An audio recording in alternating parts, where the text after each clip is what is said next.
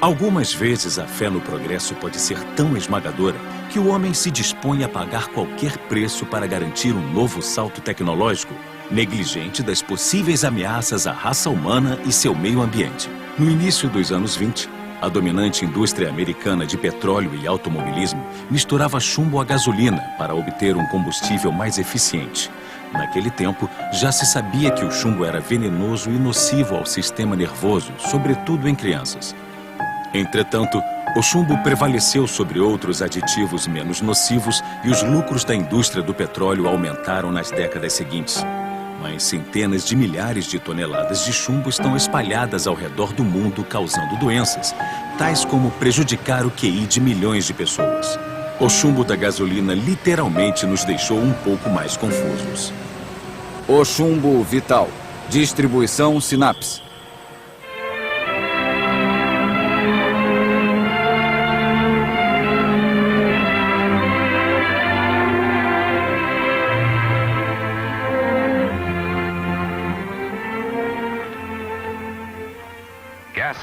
Gasolina. Poderosa ferramenta mágica moderna. Nossas vidas, nossos empregos e nossas cidades são movidos pelo transporte motorizado a gasolina. Nada causou um impacto tão profundo no desenvolvimento da sociedade no século XX como o automóvel. Em poucas décadas, o carro se tornou o meio de transporte eficiente preferido do homem. O crescente número de ruas e estradas pelo mundo mostra isso. Desde que surgiu, nosso entusiasmo com o carro e suas qualidades nunca diminuiu. Era um dia maravilhoso, não muito tempo atrás, quando o primeiro automóvel apareceu numa cidade americana. Os mais jovens corriam excitados atrás da última maravilha mecânica.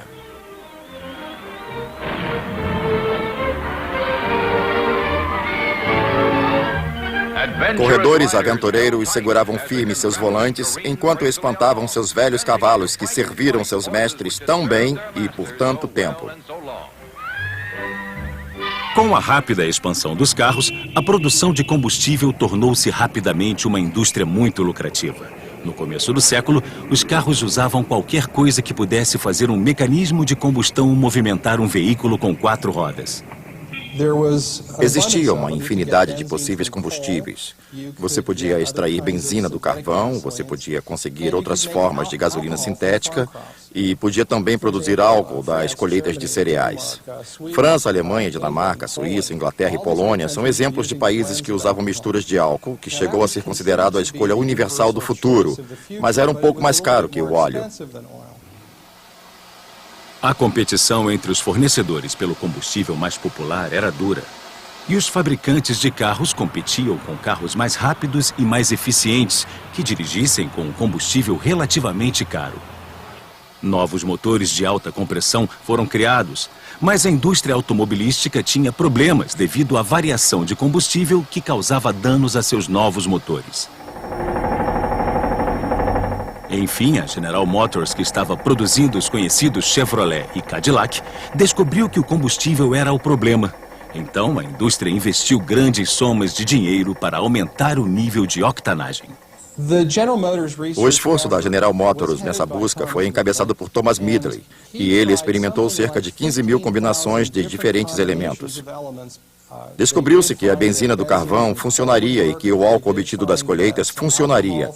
Você podia adicionar 10% de álcool à gasolina e conseguir um combustível de maior qualidade e menos impactante para o motor.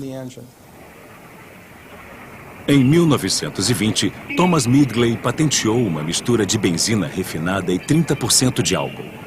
Em outubro de 1921, num encontro de engenheiros de motores, ele disse aos participantes que a mistura com álcool tinha incríveis vantagens, como combustão pura e sem emissão de fuligem. E mais ainda, que a combustão ganhava mais cavalos-força, sem causar danos ao motor. Mas Thomas Midgley continuou com as pesquisas e dentro de poucos meses fez uma nova descoberta.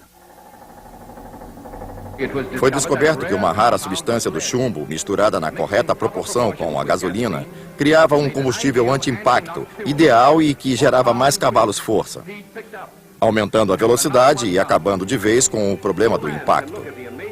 Ninguém poderia olhar para tal acontecimento em pesquisas sem ter a certeza de que estes engenheiros estavam avançando com olhos no futuro, procurando por novos fatos e princípios que tornariam melhor e mais fácil a vida de todos nós. Em 1923, Midley escreveu para seu chefe na GM, Charles Kettering, da Flórida. Ele estava de férias porque já estava intoxicado pelo chumbo usado nas muitas pesquisas. Ele escreveu: "Você consegue imaginar quanto dinheiro nós vamos ganhar com isso? Nós vamos ganhar 200 milhões de dólares, talvez mais." A indústria do petróleo foi mais uma vez carregada por essa descoberta e a maior companhia americana de óleo, a Standard Oil, em parceria com a General Motors, criou uma corporação chamada Ethyl Corporation e construiu enormes fábricas para produzir o aditivo de chumbo, o tetraetil chumbo. Por que escolher a gasolina com chumbo ao invés da gasolina com álcool se os dois fazem a mesma coisa? A gasolina com chumbo era muito mais lucrativa. Se você adiciona muito álcool na gasolina, você acaba perdendo a venda do petróleo. Então você perde 10, 15, talvez até 20% desse mercado. No entanto, se você utiliza a gasolina com chumbo, você tem uma produção que você controla. Você, a indústria de petróleo. E era isso que eles queriam.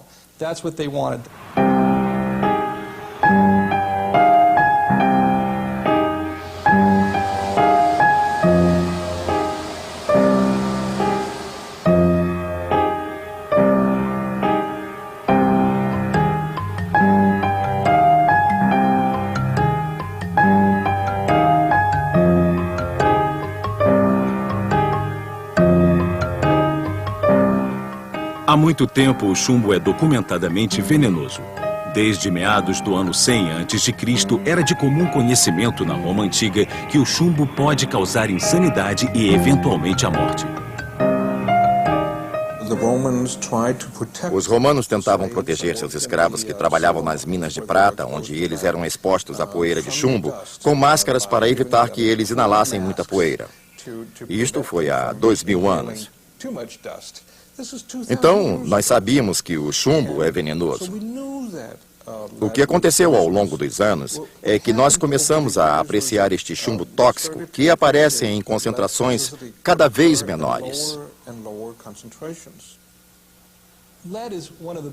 Chumbo é um dos venenos mais conhecidos da história. Ele era bem conhecido como veneno profissional em indústrias da França, da Inglaterra e da Alemanha na Revolução Industrial. E era muito conhecido nos Estados Unidos como veneno industrial. Então, quando a Standard Oil e a General Motors quiseram usar como gasolina, oficiais da saúde pública ficaram muito preocupados. Eles não podiam imaginar por que alguém iria querer fazer uma coisa dessas. No outono de 1922, o diretor-geral do Departamento de Saúde americano perguntou à General Motors sobre uma estimativa do impacto na saúde pelo uso de chumbo na gasolina. Na época, a General Motors ainda não tinha estudado a questão de perto e se ofereceu para financiar uma investigação. E o Ministério Americano de Mineração, reconhecendo a gravidade do assunto, demonstrando grande compreensão de algumas necessidades dos patrocinadores, concordou em divulgar suas descobertas. A General Motors solicitou ao escritório americano de Minas para não se referir ao estudo como estudo sobre gasolina com chumbo, para não utilizar a palavra chumbo. Ao invés disso, pediram que utilizasse uma palavra que seria o nome do produto, que era etil. Etil é um nome de mulher, e é um bonito nome para uma mulher. Minha avó se chamava Etil. Então eles chamaram de gasolina etil, que na verdade era gasolina com chumbo. O objetivo era afastar a atenção do termo chumbo.